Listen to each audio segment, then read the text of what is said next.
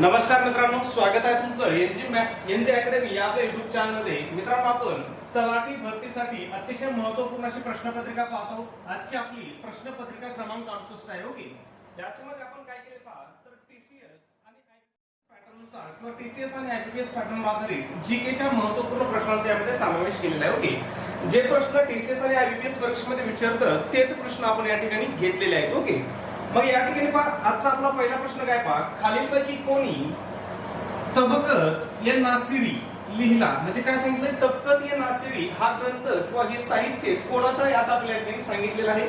मग हे साहित्य कोणाचं आहे पहा, मिन्हाज ई सिराज जुचानी. लक्षात ठेवा, नाव काय, नाव थोडं अवघड आहे लक्षात ठेवण्यासाठी, पण तरी लक्षात ठेवायचा प्रयत्न केला तर नक्कीच राहील. पहा, मिन्हाज ई सिराज जुचानी यांनी काय केला, तबकत ये नासिरी हा ग्रंथ लिहिलेला आहे. याच्यावरती प्रश्न येण्याची दाट शक्यता आहे, कारण हा प्रश्न कुठे विचारला होता त्यांनी, म्हाडा भरतीमध्ये प्रश्न विचारला होता. कोणी विचारला होता, टीसीएस ने विचारला होता. आणि तुम्हाला माहिती आहे टीसीएस काय करतंय, प्राचीन साहित्यावरती किंवा प्राचीन इतिहासावरती काय करतंय, जास्त प्रश्न विचारता येईल. त्याच्यामुळे तुम्हाला लक्षात ठेवायचं आहे, जरी नाव अवघड असलं तरी सुद्धा काय करायचं, लक्षात ठेवायचं आहे. ओके, आता या ठिकाणी पहा, हे पुस्तक त्याने कधी लिहिलं हा प्रश्न सुद्धा आपल्याला विचारला जाऊ शकतो की नाही.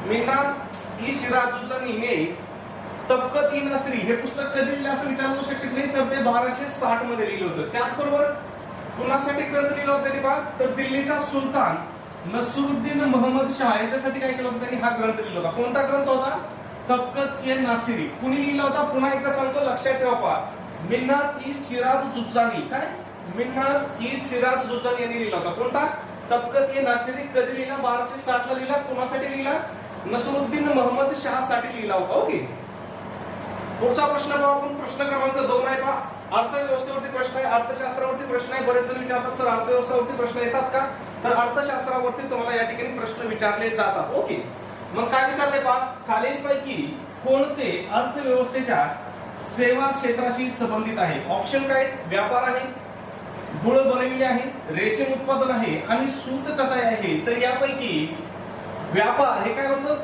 अर्थव्यवस्थेच्या सेवा क्षेत्रामध्ये येतं. सेवा क्षेत्रालाच काय तृतीय क्षेत्र म्हटलं जातं. मग भारतीय अर्थव्यवस्थेचे आपण महत्वाचे क्षेत्र पाहू. पहा, या ठिकाणी पहा, प्राथमिक क्षेत्र सगळ्यात महत्वाचं आहे. प्राथमिक क्षेत्रालाच कोणतं क्षेत्र म्हटलं जातं असं विचारलं जाऊ शकतो. कोणतं क्षेत्र म्हटलं जातं, कृषी क्षेत्र म्हटलं जातं. याच्यामध्ये काय केलं जातं पहा, तर नैसर्गिक संसाधने असतात, म्हणजे जे निसर्गातून मिळालेले साधन आहे त्यांचा डायरेक्ट याच्यामध्ये वापर केला असतो. मग प्राथमिक क्षेत्रामध्ये कशा कशा समावेश होतो पहा, शेतीचा समावेश होतो, पशुपालनाचा समावेश होतो आणि मत्स्य पालनाचा समावेश काय होतो, प्राथमिक क्षेत्रामध्ये होतो. प्राथमिक क्षेत्रालाच कोणतं क्षेत्र म्हटलं जातं, तर याला कृषी क्षेत्र असं सुद्धा म्हटलं जातं. त्याच्यानंतर कोणतं क्षेत्र येतं, प्राथमिक नंतर द्वितीय क्षेत्र येतं. द्वितीय क्षेत्राला कोणतं क्षेत्र म्हटलं जातं, त्याला उत्पादन क्षेत्र म्हटलं जातं. ओके, याच्यामध्ये काय केलं जातं, जे प्राथमिक क्षेत्रामध्ये उत्पादन आहे त्याच्यावरती काय केली जाते, प्रक्रिया केली जाते. पहा, काय प्राथमिक क्षेत्रामधील उत्पादनावरती याच्यावरती प्रक्रिया केली जाते, म्हणून याला काय म्हटलं जातं, द्वितीय क्षेत्र म्हटलं जातं किंवा उत्पादन क्षेत्र असं म्हटलं जातं. मग याच्यामध्ये काय पहा, कशा समावेश होतो, लोहपोलाद उद्योग असेल, कापड उद्योग असेल, तुमचा साखर उद्योग असेल, या सर्वांचा समावेश होतो. उत्पादन क्षेत्रामध्ये होतो, द्वितीय क्षेत्रामध्ये होतो किंवा यालाच उद्योग क्षेत्र असं सुद्धा म्हटलं जातं. ओके, लक्षात ठेवायचे, परीक्षेमध्ये काही पण नाव विचारू शकतो. ओके, त्याच्यानंतर तृतीय क्षेत्र कोणतं आहे, तर ते आहे सेवा क्षेत्र. मग याच्यामध्ये काय केलं जातं, सेवांची निर्मिती केली जाते. मग काय काय येतं त्याच्यामध्ये पहा, बँकिंग सेवा येतात, व्यापार सेवा येतात, विमा सेवा, शिक्षण येतं, औषध येतं, पर्यटन येतं, इत्यादी जेवढ्या सेवा आहेत त्या सेवांचा समावेश काय होतो, तृतीय क्षेत्रामध्ये होतो. त्या क्षेत्रास काय म्हटलं जातं, तर सेवा क्षेत्र असं म्हटलं जातं. ओके, पुढचा प्रश्न पाहण्याअगोदर मित्रांनो, आपण तलाठी भरतीसाठी अतिशय महत्वपूर्ण अशी टेस्ट सिरीज या ठिकाणी पाहत आहोत. टेस्ट सिरीज आपल्याकडे अवेलेबल आहे. या टेस्ट सिरीज मध्ये तुम्हाला महाराष्ट्रातील एकमेव टीसीएस पॅटर्नवर आधारित टेस्ट सिरीज या ठिकाणी तुम्हाला भेटेल. ओके, मग या टेस्ट सिरीजची मध्ये तुम्हाला काय काय मिळेल पहा, तर तुम्हाला एकूण 10 टेस्ट भेटतील. त्याचबरोबर तुम्हाला फ्री मध्ये तलाठी भरतीचे 2011 पासून 2022 पर्यंतच्या सर्व प्रश्नपत्रिका तुम्हाला या ठिकाणी फ्री मध्ये दिल्या जातील. त्याचबरोबर तुम्हाला अजून फ्री मध्ये काय भेटेल याच्यासोबत, तर तुम्हाला अतिशय आयएमपी अतिशय महत्वपूर्ण अशा नोट्स तुम्हाला फ्री मध्ये दिल्या जातील. याच्यामध्ये कोणकोणत्या विषयाच्या नोट्स असतील पहा, मराठीच्या नोट्स असतील, इतिहास विषयाच्या नोट्स असतील, भूगोल विषयाच्या नोट्स असतील, राज्यशास्त्राच्या नोट्स असतील, विज्ञानच्या नोट्स असतील आणि अर्थशास्त्राच्या नोट्स तुम्हाला या ठिकाणी फ्री मध्ये दिल्या जातील. आता या सगळ्यांची किंमत किती मित्रांनो, तर ती फक्त 150 रुपये आहे. परंतु त्याच्यामध्ये सुद्धा विद्यार्थ्याच्या मागणीस्तव आपली ऑफर अजून सुद्धा चालू आहे. जर तुम्ही टेस्ट सिरीज आज घेतली तर ती तुम्हाला काय होईल, फक्त आणि फक्त 99 रुपयाला तुम्हाला ती टेस्ट सिरीज पडेल. ओके, मग हे 99 रुपये तुम्हाला कुठं पे करायचे, तर गुगल पे असेल, फोन पे असेल, या ठिकाणी आपला नंबर आहे पहा 9689141630. या नंबरवरती तुम्हाला काय करायचं मित्रांनो, 99 रुपये पे करायचे आहे. आणि जे तुम्ही 99 रुपये पे करता त्याचा स्क्रीनशॉट काढायचा आहे आणि स्क्रीनशॉट काय करायचा आहे, व्हॉट्सअपला आपला हाच नंबर आहे, या नंबरवरती तुम्हाला काय करायचं आहे, स्क्रीनशॉट शेअर करायचा आहे. तुमचा स्क्रीनशॉट मिळाल्याबरोबर तुम्हाला 10 टेस्ट पेपर फ्री मध्ये तलाठी भरतीचे सगळ्या प्रश्नपत्रिका आणि अतिशय आयोग्य अशा नोट्स तुम्हाला या ठिकाणी दिल्या जातील. ओके, तुम्ही आपल्या नोट्सचा जरी अभ्यास केला ना मित्रांनो, तरी तुम्ही 100 पैकी 90 प्लस मार्क आरामशीर घेऊ शकता, म्हणजे मेरिट मध्ये 100% येऊ शकता. ओके, पुढचा प्रश्न आहे आपला 3 नंबर पहा. काय विचारलंय, महाराष्ट्रातील खालीलपैकी कोणता जिल्हा कृष्णा खोऱ्यात येतो. काय विचारलंय, खालीलपैकी कोणता जिल्हा कृष्णा खोऱ्यामध्ये येतो असं विचारले पहा. आता ऑप्शन काय दिले पहा त्यांनी, अहमदनगर आणि सोलापूर हे दोन आपल्याला काय दिले, त्यांनी जिल्हे दिलेत. आणि पुन्हा या ठिकाणी खाली पर्याय दिलेत पहा. पहिला पर्याय काय दिलाय, फक्त एक. त्याच्यानंतर दुसरा काय दिलाय, एक किंवा दोन, यापैकी कोणताही नाही दिलाय. तिसरा दिलाय फक्त एक नाही, फक्त दोन येईल या ठिकाणी, टायपिंग मिस्टेक असेल, फक्त दोन. आणि चौथा काय दिलाय, 2 आणि 1 हे दोन्ही येतात. तर आता या ठिकाणी मित्रांनो भरपूर कन्फ्युजन आहे. काय भरपूर कन्फ्युजन आहे. आता टीसीएस ने याचं उत्तर काय दिलंय, तर यापैकी कोणताही काय, नगर आणि सोलापूर हे दोन्ही जिल्हे काय कृष्णा नदी खोऱ्यात येत नाहीत असं त्यांनी उत्तर दिलंय. एका दृष्टीने हे उत्तर बरोबर आहे, कारण जर आपण फक्त महाराष्ट्राचा विचार केला तर हे जिल्हे कोणत्या नदी खोऱ्यामध्ये येतात, तर हे भीमा नदी खोऱ्यामध्ये येतात.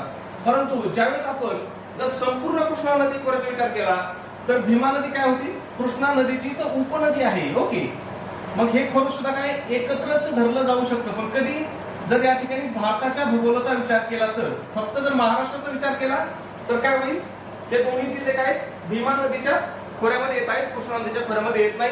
टीसीएस ने हेच उत्तर बरोबर दिलेलं आहे. त्याच्यामुळे जर पुन्हा आपल्याला प्रश्न रिपीट झाला तर तुम्हाला हेच उत्तर लिहायचं आहे. ओके, पुढचा प्रश्न पाहण्यानंतर पहा, कृष्णा नदीवरती सुद्धा प्रश्न विचारला जातो. कृष्णा नदीची एकूण लांबी किती आहे, 1400 किलोमीटर आहे. त्यापैकी तुम्हाला महत्वाची लांबी लक्षात ठेवायची आहे, जी म्हणजे कृष्णा नदीची महाराष्ट्रामधील लांबी किती आहे. महाराष्ट्रामधील लांबी किती मित्रांनो, 282 किलोमीटर आहे.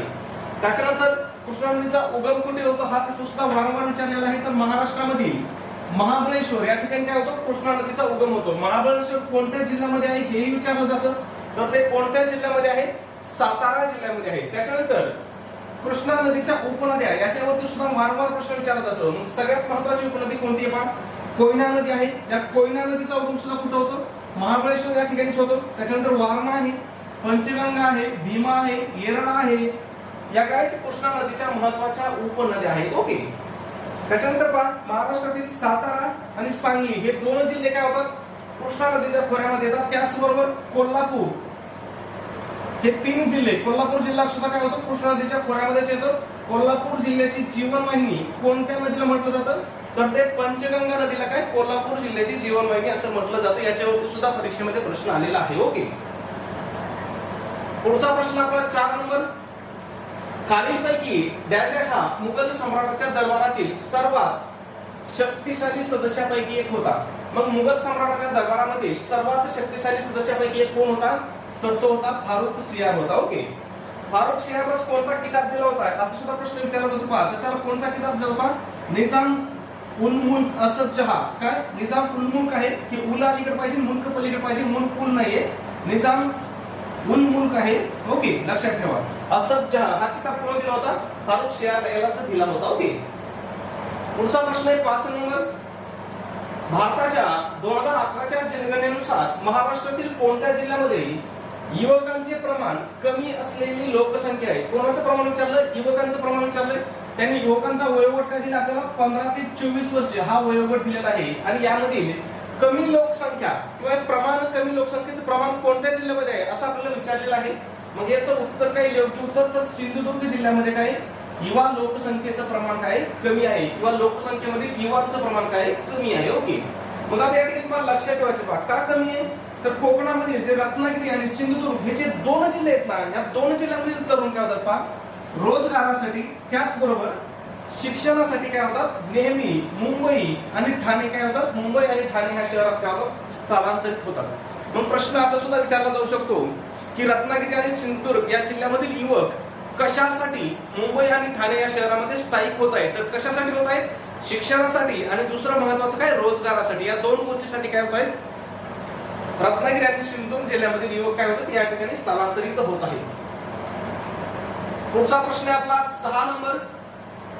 2011च्या जनगणनेनुसार भारताच्या लोकसंख्येपैकी जवळजवळ 82% उत्तर प्रदेश राज्याचा वाटा होता. मग उत्तर प्रदेश राज्याचा वाटा किती होता 2011च्या लोकसंख्येनुसार?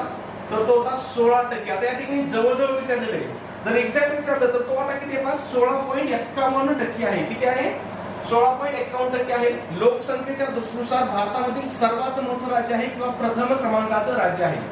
मग या ठिकाणी तुम्हाला आता लक्षामध्ये काय काय ठेवायचे पहा, कोणत्या राज्याचा लोकसंख्येमध्ये कितवा क्रमांक आहे? पहिला क्रमांक कोणत्या राज्याचा आहे लोकसंख्येमध्ये? उत्तर प्रदेश आहे.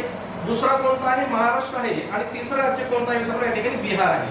मग उत्तर प्रदेशची लोकसंख्येमधील वाटा किती आहे किंवा प्रमाण किती आहे? 16.51 आहे. महाराष्ट्राचं किती आहे? 9.28% आहे. ओके. आणि बिहारचं 8.6% आहे. आता सर्वात कमी वाटा कोणत्या जिल्हा लोकसंख्येच्या मध्ये सर्वात कमी वाटा कोणत्या राज्याचा आहे हा प्रश्न सुद्धा आपल्याला विचारला जाऊ शकतो. मग सगळ्यात कमी लोकसंख्या वाटा कोणता आहे? सिक्कीमचा आहे. किती आहे? 0.05% आहे फक्त. त्याच्यानंतर मिझोराम आहे आणि अरुणाचल प्रदेश आहे. या ठिकाणी तुम्हाला सिक्कीम खूप महत्वाचं आहे. सिक्कीम वरती वारंवार परीक्षेमध्ये प्रश्न विचारलेला आहे. ओके. पुढचा प्रश्न आहे आपला 7 नंबर. महाराष्ट्रामध्ये किती जिल्ह्यामध्ये जिल्हा परिषद नाही? आता पहा, त्या दिवशी आपल्याला प्रश्न विचारला होता पार्टीसीएसने की किती जिल्ह्यामध्ये जिल्हा परिषद आहे असं विचारलं होतं. आज काय विचारलंय? किती जिल्ह्यामध्ये जिल्हा परिषद नाही? मग मी त्याच वेळेस तुम्हाला सांगितलं होतं की 2 जिल्ह्यामध्ये जिल्हा परिषद नाही. मग हे 2 जिल्हे कोणते? तर एक आहे मुंबई शहर आणि दुसरा आहे मुंबई उपनगर. आता या 2 जिल्ह्यामध्ये जिल्हा परिषद का नाही? तर याच्यावर सुद्धा प्रश्न विचारला जाऊ शकत नाही की मुंबई उपनगर आणि मुंबई शहर या 2 जिल्ह्याला जिल्हा परिषद का नाही असा प्रश्न आपल्याला विचारला जाऊ शकतो. तर का नाही? तर या 2 जिल्ह्याचं काय 100% नागरीकरण झालेलं आहे. काय 100% नागरीकरण झालेले. किंवा असं सुद्धा विचारलं जाऊ शकतं की खालीलपैकी कोणत्या जिल्ह्याचं 100% नागरीकरण झाले आहे? मग ते कोणते जिल्हे आहेत? मुंबई शहर आहे आणि मुंबई उपनगर आहे. अजून एक प्रश्न या ठिकाणी विचारला जाऊ शकतो आपल्याला की ज्यावेळेस महाराष्ट्र राज्याची स्थापना झाली त्यावेळेस महाराष्ट्रामध्ये किती जिल्हा परिषदा निर्माण करण्यात आल्या किंवा किती जिल्हा परिषदा होत्या? तर किती होत्या? एकूण 25 जिल्हा परिषद होत्या. आणि एकूण जिल्हे किती होते?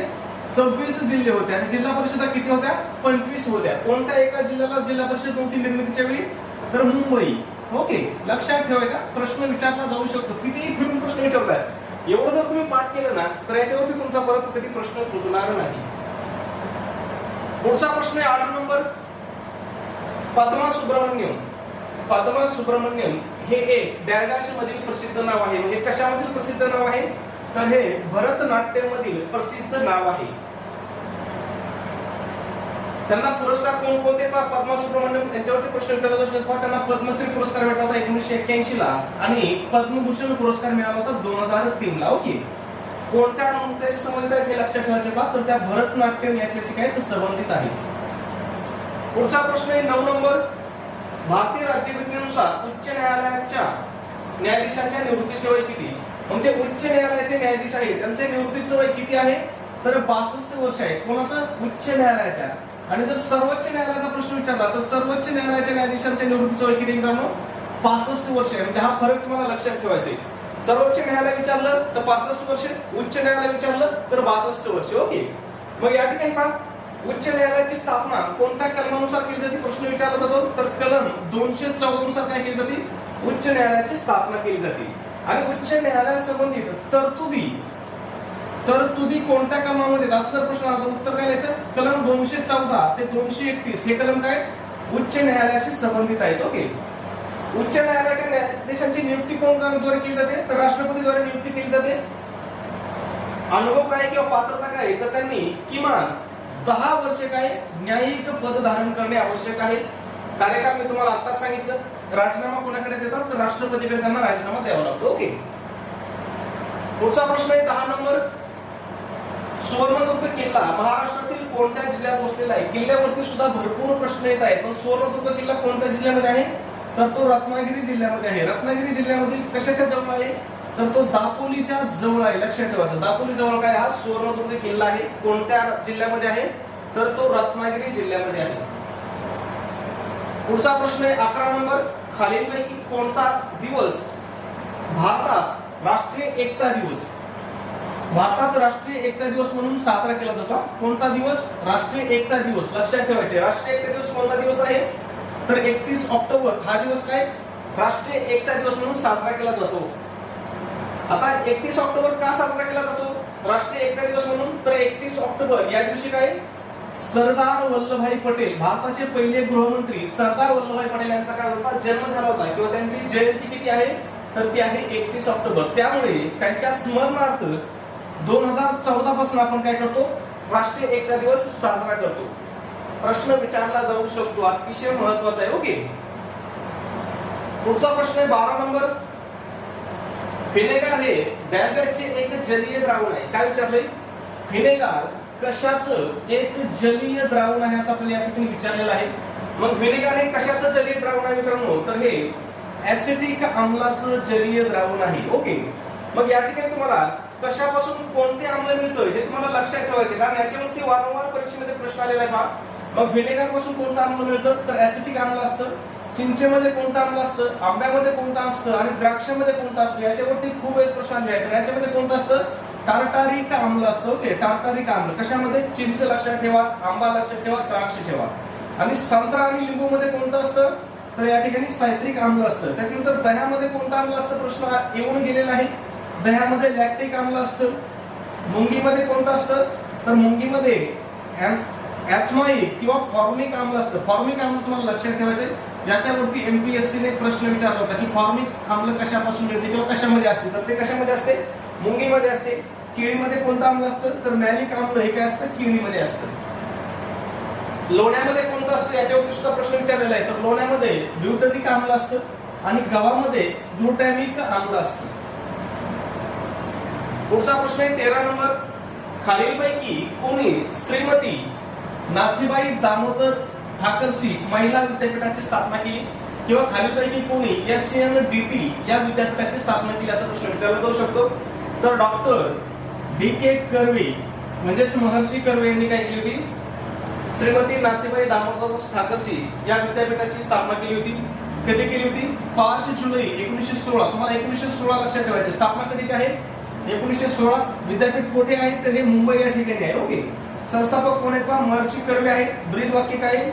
संस्कृत श्री पराशक्ती. याच्यावरती अजून प्रश्न आला नाही, परंतु कदाचित येऊ शकतो, त्याच्यामुळे नजर सहज फिरून ठेवू शकतात. पुढचा प्रश्न आहे आपला 14 नंबर.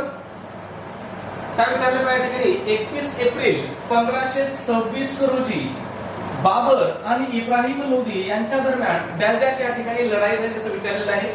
मग इब्राहिम लोदी आणि बाबर यांच्यामध्ये कधी युद्ध झालं होतं? 1526 ला. कोणतं युद्ध झालं होतं? पानिपतचं युद्ध झालं होतं. ओके, महत्वाचं आहे, लक्षात ठेवा. पानिपतच्या युद्धावरती भरपूर वेळेस प्रश्न विचारलेला आहे. त्याच्यानंतर या ठिकाणी आपल्याला एक दुसरा ऑप्शन होता की चौसा. मग तुम्हाला लक्षात ठेवायचे चौसाची लढाई कधी झाली? 1539 साली झाली. कोणामध्ये झाली? हुमायून विरुद्ध शेरशाह सुरी या दोघांमध्ये काय झाली? चौसाची लढाई झाली. त्याच्यानंतर हल्दीघाटची लढाई, याच्यावरती सुद्धा खूप वेळेस प्रश्न विचारला जातो. हल्दीघाटची लढाई कधी झाली आहे? 1576 ला झाली आहे. कोणाविरुद्ध? कोण होतं? महाराणा प्रताप विरुद्ध मुघल यांच्यामध्ये काय झाली होती? हल्दीघाटची लढाई झाली होती. खूप महत्वाच्या या लढाई तुम्हाला पाठच ठेवायचंय. पुन्हा सांगतो, चौसाची लढाई कधी झाली? 1539 ला झाली. कोणामध्ये झाली? हुमायून विरुद्ध शेरशाह सुरी या दोघांमध्ये झाली. त्याच्यानंतर हल्दीघाटची लढाई कधी झाली? 1576 ला झाली. कोणामध्ये झाली? महाराणा प्रताप विरुद्ध मुघल, म्हणजे महाराणा प्रताप आणि मुघल या दोघांमध्ये काय झाली होती? हल्दीघाटची लढाई झाली होती. पुढचा प्रश्न आहे 15 नंबर. TCS पुस्तकावरती सुद्धा भरपूर प्रश्न विचारत आहे, साहित्यावरती भरपूर प्रश्न विचारत आहे. मग प्रश्न काय? असामी असामी असामी असामी या मराठी पुस्तकाचे लेखक खालीलपैकी कोण आहेत? मग असामी असामी हे पुस्तक कुणाचं आहे तर हे पु ल देशपांडे यांचं आहे. त्यांचं पूर्ण नाव काय? पुरुषोत्तम लक्ष्मण देशपांडे आहे. ओके, मग या ठिकाणी तुम्हाला पु ल देशपांडे यांची इतर सुद्धा पुस्तकं तुम्हाला लक्षात ठेवायची. कोणकोणते आहेत किंवा इतर सुद्धा साहित्य लक्षात ठेवायचे. गाठोडा आहे, बटाट्याची चाळ आहे, गोळा बेरीज आहे, अंमलदार आहे, असामी असामी याच्यावरती तर आपल्याला प्रश्न होता लक्षात ठेवायचा. IMP आहे, ती फुलराणी आणि उरलं सुरलं. याच्यामध्ये पहा, या बटाट्याच्या चाळीवरती सुद्धा खूप वेळेस प्रश्न विचारलेले आणि असामीवरती याच्यावर आता प्रश्न आलेला आहे. अजून एक राहिलं ते आहे वस्ती उठा. ओके, पुढचा प्रश्न आहे आपला 16 नंबर. खालीलपैकी कोणत्या घटना दृष्टीने मंत्री परिषदेचे संख्याबळ लोकसभेच्या एकूण सदस्य संख्येच्या 15% जास्त नसावे असे मर्यादित केले आहे? पण कोणत्या घटना दृष्टीने केलं आहे? तर हे 91व्या घटना दृष्टीने केलेलं आहे. आणि 91वी घटना दृष्टी कधी झाली प्रश्न विचारला जाऊ शकतो. कधी झाली होती ही 91वी घटना दृष्टी? 2003 ला झाली होती. प्रश्न असा पण विचारला जाऊ शकतो की 91व्या घटना दृष्टीने खालीलपैकी कोणती तरतूद केली? तर तरतूद काय केली यांनी पहा, मंत्री परिषदेचे जे संख्या पण आहे म्हणजे मंत्रिमंडळाची जी संख्या आहे ही लोकसभेच्या एकूण सदस्य संख्येच्या काय 15% जास्त नसावी अशी काय केली, त्याला अट घातलेली आहे. पुढचा प्रश्न आपला 17 नंबर काय विचारलंय? अश्वघोषाच्या बुद्ध चरितची भाषा कोणती होती? पुन्हा प्राचीन साहित्यावरती प्रश्न आलाय. मग बुद्ध चरितची भाषा कोणती होती? संस्कृत होती. बुद्ध चरित हे साहित्य कोणाचं होतं? तर अश्वघोषाचं होतं. हे पण लक्षात ठेवा. ओके. पुढचा प्रश्न आहे आपला 18 नंबर काय विचारले पहा, महाराष्ट्रातील कोणत्या जिल्ह्यात मेळघाट व्याघ्र प्रकल्प आहे? मेळघाट व्याघ्र प्रकल्प कोणत्या जिल्ह्यामध्ये आहे? तर तो अमरावती जिल्ह्यामध्ये आहे. लक्षात ठेवा, खूप महत्वाचा आहे. आता या ठिकाणी असा सुद्धा प्रश्न विचारला जातो की मेळघाट व्याघ्र प्रकल्प कोणत्या पर्वतरांगामध्ये आहे किंवा कोणत्या डोंगर रांगामध्ये? तर तो कोणत्या सातपुडा पर्वतरांगामध्ये आहे. कोणत्या तालुक्यामध्ये? हाही प्रश्न आलेला आहे. तर कोणत्या तालुक्यामध्ये पहा, चिखलदरा व धारणी. अमरावती जिल्ह्यातील चिखलदरा व धारणी या दोन काय तालुक्यामधील हा काय डोंगराळ भाग आहे. तो मेळघाट नावाने सुद्धा ओळखला जातो. त्याच ठिकाणी काय या ठिकाणी अभयारण्य सुद्धा आहे आणि व्याघ्र प्रकल्प सुद्धा आहे. ओके. त्याचबरोबर या ठिकाणी असा एक प्रश्न विचारला जातो अतिशय महत्वाचा की मेळघाट परिसरामध्ये कोणती आदिवासी जमात आढळते किंवा राहते? तर कोणती आदिवासी जमात आढळते? कोरकू ही आदिवासी जमात कुठे राहते? मेळघाट प्रदेशामध्ये. मेळघाट कुठे आहे? अमरावती जिल्ह्यामध्ये आहे. पुढचा प्रश्न आहे, खालीलपैकी कोणते प्रकरण मुंबई उच्च न्यायालयाच्या अधिकार क्षेत्रात येत नाही असं विचारलंय? मग ऑप्शन काय पहा, दमण आणि दीव, गोवा, दादर नगर हवेली आणि गुजरात. तर यापैकी आपलं गुजरात हे उत्तर येईल कारण आपल्याला नाही असं विचारलेलं आहे. मग या ठिकाणी तुम्हाला लक्षात ठेवायचे पहा, मुंबई उच्च न्यायालयाची स्थापना कधी झाली प्रश्न विचारला जाऊ शकतो. कधी झाली होती पहा? 14 ऑगस्ट 1962 ला झाली होती. आता कार्यक्षेत्र पहा, लक्षात ठेवा, दमण दीव दादर नगर हवेली हा केंद्रशासित प्रदेश आहे. त्याच्यानंतर गोवा राज्य आहे आणि महाराष्ट्र आहे. मुख्यालय कुठे आहे मुंबई उच्च न्यायालयाचं? तर ते मुंबई या ठिकाणी आहे. आणि या ठिकाणी प्रश्न विचारला जातो की मुंबई उच्च न्यायालयाचे एकूण किती खंडपीठ आहेत? तर 3 खंडपीठ आहेत. त्याच्यानंतर कोणत्या ठिकाणी हा प्रश्न विचारला जातो पाहतो, कोणकोणत्या ठिकाणी खंडपीठ आहे? औरंगाबाद या ठिकाणी आहे, नागपूर या ठिकाणी आहे आणि पणजी या ठिकाणी काय मुंबई उच्च न्यायालयाचं खंडपीठ आहे. याच्यावरती सुद्धा वारंवार प्रश्न विचारलेले आहेत. ओके. पुढचा प्रश्न आहे आपला प्रश्न क्रमांक 20 काय विचारले पहा, लिंगमळा धबधबा महाराष्ट्राच्या द्यास जिल्ह्यामध्ये आहे. मग हा लिंगमळा धबधबा कोणत्या जिल्ह्यामध्ये आहे या प्रश्नाचं उत्तर तुम्हाला कमेंट मध्ये सांगायचं आहे मित्रांनो. त्याचबरोबर तुम्ही जर चॅनलला सबस्क्राईब केलं असेल तर लगेच सबस्क्राईब करा. व्हिडिओ आवडला असेल तर प्लीज व्हिडिओला एक लाईक करा आणि तुम्हाला आपला व्हिडिओ कसा वाटतो हे सुद्धा मित्रांनो कमेंट मध्ये नक्की सांगा. ओके. धन्यवाद मित्रांनो. भेटूया आपल्या उद्याच्या पुढच्या व्हिडिओमध्ये. तोपर्यंत सर्वांना जय हिंद, जय महाराष्ट्र.